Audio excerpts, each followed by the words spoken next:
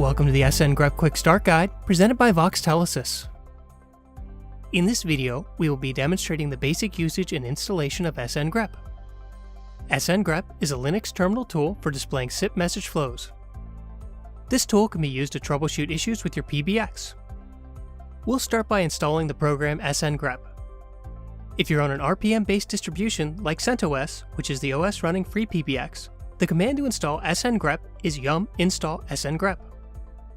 If you're on a Debian-based distro, which is a common operating system for 3CX, the command to install SNGREP is apt-get install SNGREP. Please note that SNGREP will need to be run with administrative privileges either as root or using sudo. When first starting SNGREP, you will be taken to the SIP message flow viewer. This screen will display the SIP messages sent between your PBX server and your SIP devices. Each line on the screen is a conversation between your PBX and a SIP device. The columns show the SIP method, SIP to and from, the number of packets transmitted in the conversation, the packet source and destination, and the call state. When you press enter on one of these conversations, it will display all the packets contained in that SIP conversation. We can use the up and down arrows to scroll through the packets and inspect their contents. Pressing the escape key takes you back to the main screen.